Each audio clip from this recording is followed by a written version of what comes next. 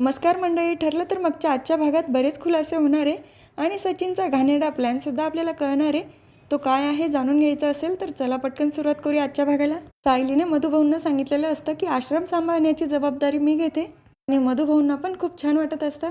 माझी मुलगी जर आश्रम सांभाळण्याची जबाबदारी घेत असेल तर माझी काहीच हरकत नाही आणि मला माहिती तू सगळं व्यवस्थित सांभाळशील. आता मला कसली काळजी नाही.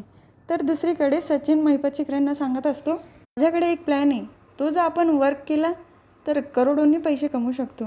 महिपत चिकरे विचारत असतात, नेमका तुझा प्लॅन तरी काय आहे? सचिन त्याचा प्लॅन सांगतो. तुमच्याकडे बरेच भाविक येतात आणि त्यांच्यासोबत लहान मुलं देखील असतात आणि त्यातल्या लहान मुलींना जर आपण बाहेर विकलं तर करोडोंनी पैसे कमवू शकतो. महिपत चिकरे म्हणतात, हे काय बोलतोय सचिन? असं मी तुला काही करू देणार नाही. तेव्हा सचिन पण महिपत चिकरेंना समजून सांगत असतो, अण्णा यामध्ये तुमचं कुठेही नाव येणार नाही. मी याची काळजी घेईल पूर्णपणे.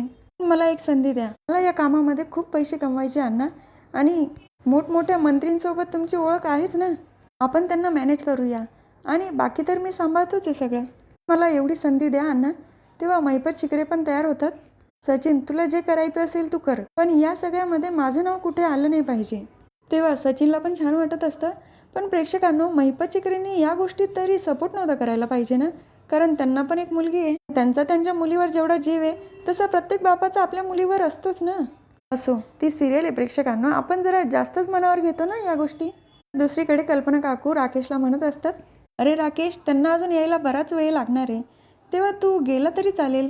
पण राकेशला कळत नाही की आता नेमकं काय बोलावं यांना, कारण अर्जुन सायलीची वाट बघत असतो ना तो. नेमकं आश्रमामध्ये काय घडलं त्याला जाणून घ्यायचं असतं. त्याच वेळेला तिथे अर्जुन सायली येतात. तेव्हा कल्पना काकू विचारतात, सायली काय झालं? मधुभाऊंची तब्येत तर बरी आहे ना? सायली सांगत असते, हो आई, आता मधुभाऊंची तब्येत व्यवस्थित आहे. तर अर्जुन सांगतो, सायलीने एक निर्णय घेतला आहे आश्रम सांभाळण्याचा. कल्पना काकू म्हणतात, पण सायली तुला हे जमणार आहे का? अस्मिताई म्हणत असते, अगं मम्मा, करू दे ना, सायलीची इच्छा असेल तर. आणि या सगळ्यांची तिला आवड पण आहे. शेवटी तिचं माहेर आहे, तिथे जाणार नाही तर मग कुठे जाणार ती? कल्पना काकूंची तर काही तयारी नसते सायलीने हे केलं पाहिजे म्हणून, कारण सायलीने जर आश्रम सांभाळण्याची जबाबदारी घेतली तर तिच्या बाळाकडे तिचं दुर्लक्ष होईल. मी ताई सांगत असते, अगं मम्मा, नको एवढी काळजी करू, कारण सायली जरी सांभाळणार असेल ना आश्रम, पण अर्जुन आहे ना तिची काळजी घ्यायला. आत्ताच इतकी काळजी घेतो, नंतर तर सायलीचं काही खरं नाही. राकेशचा जो हेतू असतो थांबण्याचा तो तर पूर्ण झालेला असतो. त्याला समजलेलं असतं की नेमकं आता अर्जुन सायली काय करणार आहे. तेव्हा राकेश उठतो, सायली तू जे करते ना ते अगदी योग्य करते, माझा तुला सपोर्ट आहे. त्यानंतर राकेश तिथून निघून जातो. तेव्हा सायली पण म्हणत असते, मधुभाऊंनी ही जबाबदारी मला दिली ना, ती मी अगदी मनापासून पार पाडेल.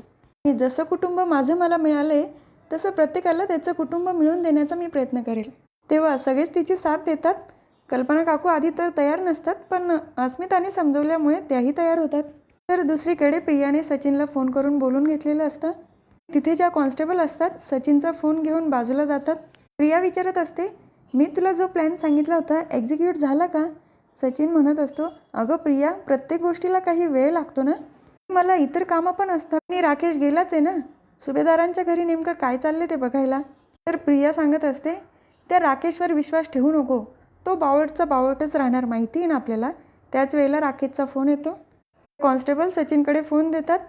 तेव्हा राकेश म्हणतो, खूप महत्त्वाची बातमी सांगायची. प्रिया म्हणते, तू काय आता रिपोर्टिंग चालू केली का? पटकन बोल ना, मुद्द्याचं काय ते. राकेश म्हणत असतो, सायली आता आश्रम सांभाळण्याची जबाबदारी घेणार आहे. हे ऐकल्यानंतर तर प्रियाच्या चेहऱ्यावर स्माईल येते, कारण प्रियाच्या डोक्यामध्ये आता दुसरा प्लॅन तयार झालेला असतो. सायली अर्जुनला सांगत असते, मधुभाऊंनी जी जबाबदारी दिली ना, मी ती अगदी व्यवस्थित पार पाडेल आणि या सगळ्यामध्ये मला खूप आनंद वाटतोय आणि तुमची साथ तर आहेच ना मला. तेव्हा अर्जुन म्हणतो, हो बायको, तू जे काही करशील ना, मी आहे ना तुझ्याबरोबर. तुला कुठल्याही कामामध्ये अडचण आली तर मी सगळं सांभाळून घेईल. तेव्हा सायली म्हणते, हो मला माहिती, तुम्ही माझ्यासोबत नेहमी असाल. तर दुसरीकडे प्रिया मोठमोठ्याने हसत असते. सचिन विचारतो, काय झालं प्रिया, तुझ्या डोक्यामध्ये काही दुसरी कल्पना सुचते का? प्रिया म्हणते, त्या सायलीला अनाथ आश्रम सांभाळायचं आहे ना, अनाथांचं नाद बनायचं आहे तिला. काटाही त्या पद्धतीने काढता येतो ना. तिला काय वाटलं, तिला मी असं सुखाने जगू देईल? तिचा भ्रम आहे. आणि आता आपल्याकडे चांगली संधी चालून आली आहे. आता काही जरी झालं ना तर सायलीला बर्बाद करायचं आणि त्याची सुरुवात आश्रमापासून करायची. तर दुसरीकडे सायली अर्जुनला विचारत असते, आता मी नेमकं काय केलं पाहिजे तुम्ही सांगाल का मला? अर्जुन म्हणतो, असं वाटतं ना, या आश्रमाला आपण NGO मध्ये ट्रान्सफर केलं पाहिजे. या गोष्टीचा नक्कीच आपल्याला फायदा होईल. तेव्हा सायली म्हणते, वेळ न घालवता मला पटकन सांगा ना पुढची प्रोसेस काय आहे ती. तर अर्जुन व्यवस्थित तिला समजावून सांगतो आणि सायलीला पण ते पटतं. आता जर आश्रमामध्ये पैसे नसतील तर काय करायचं, कारण मधुभाऊ तर आधी संस्थेमध्ये जायचे आणि पैसे जमा करायचे. दुसरीकडे प्रिया हसतच असते आणि तिचा पुढचा प्लॅन सचिनला सांगते, आश्रमामध्ये ज्या मुली येतील ना त्यांचा आपण फायदा करून घ्यायचा आणि या सगळ्यामध्ये सायलीचं नाव खराब करायचं. त्यानंतर ती पूर्णपणे उद्ध्वस्त होईल आणि आपल्याला तेच तर पाहिजे. सचिन पण सांगतो, अण्णांच्या आश्रमामध्ये जे लहान मुली येतात ना पण त्यांना विकण्याचा प्लॅन करतोय. तेव्हा प्रिया त्याला सांगत असते, असा मूर्खपणा करू नकोस, कारण ज्या मुली अण्णांच्या आश्रमामध्ये येतात त्याच्याबरोबर त्यांचं कुटुंब असतं. ती मुलगी हरवली म्हणजे घरचे तर शोधणारच, त्यामध्ये तू अडकू शकतो. आणि आश्रमामध्ये ज्या मुली येतात त्या अनाथ असतात, त्या हरवल्या काय आणि राहिल्या काय त्यांना शोधणाऱ्यानंतर कोणी नसतं, तेव्हा यामध्ये आपल्याला जास्त पैसे मिळतील.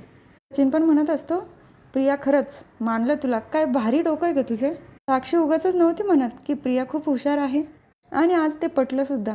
प्रियाला कुठल्याही परिस्थितीमध्ये तिचा प्लॅन सक्सेस करायचा असतो. तर दुसरीकडे सायली म्हणत असते, मला आपल्या घरातल्यांनी सगळ्यांनी इतका सपोर्ट केला आणि म्हणून माझं कुटुंब मला मिळालं, तसंच मला आश्रमातल्या प्रत्येक मुलाचं कुटुंब मिळवून द्यायचं आहे आणि तुम्ही मदत कराल ना माझी. अर्जुन पण म्हणतो, हो बायको, मी तुझी वाटेल ती मदत करायला तयार आहे. आणि एकदा हे आश्रम NGO मध्ये ट्रान्सफर झालं ना तर पैसे कोणाकडे मागावे लागणार नाही. त्याआधी मधुभाऊ संस्थेमध्ये जाऊन सोय करायचे, पण आता ते शक्य नाही. त्यासाठी आपल्याला हा फॉर्म भरावाच लागेल. तो फॉर्म भरण्याचा निर्णय घेतात दोघं पण.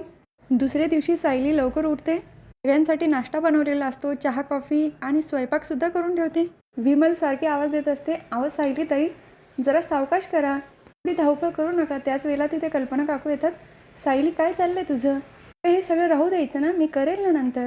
सायली म्हणत असते, आई नंतर तुम्हाला स्मितला पण सांभाळायचं आहे ना, म्हणून मग माझ्याकडे सकाळी वेळ होता तर मी सगळं आवरून घेतलं. आग्रहानेच कल्पना काकूंना नाश्त्यासाठी बसवते.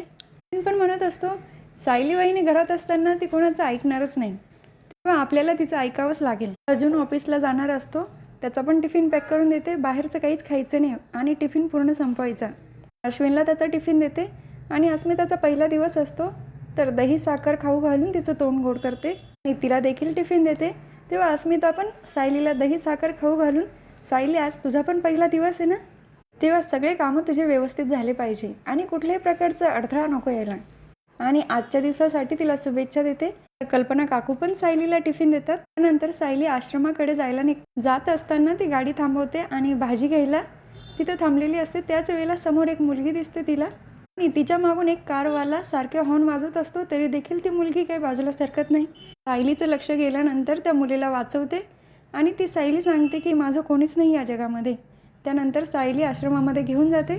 तर हा भाग इथे संपतो. पुढील भागात बघायला मिळतं की मधुभाऊ त्या मुलीला सांगत असतात की तू या आश्रमामध्ये थांबू शकते. तर ही मुलगी प्रियाने पाठवलेली मुलगीच आहे बरं का प्रेक्षकांनो. आता ही आश्रमामध्ये काय कहर घालेल ना आपल्याला तर चांगलं माहितीच आहे. आता पुढे बघूया काय करते. तर सायली घरी आल्यानंतर तिला मोतीचूरचा लाडू खाण्याचे डोहाळे लागतात. अर्जुन स्वतः ते लाडू बनवून देतो आणि सायलीला त्यानंतर उलट्या व्हायला लागतात. तर अर्जुन तर खूप घाबरतो आणि कल्पना काकूंच्या लक्षात येतं की डाळीचं पीठ वापरले ते तर एक्सपायर झालंय. आता उद्याच्या भागात कळेल ना प्रेक्षकांना सायलीला जास्त त्रास होतो की काय झालं नेमकं. उद्याचा भाग पण इंटरेस्टिंग असणार आहे. तेव्हा आजचा भाग तुम्हाला आवडला असेल तर माझ्या व्हिडिओला लाईक करा, शेअर करा, सबस्क्राईब करा, बेल आयकॉन दाबायला विसरू नका आणि सर्वात महत्त्वाचं म्हणजे काळजी घ्या. धन्यवाद.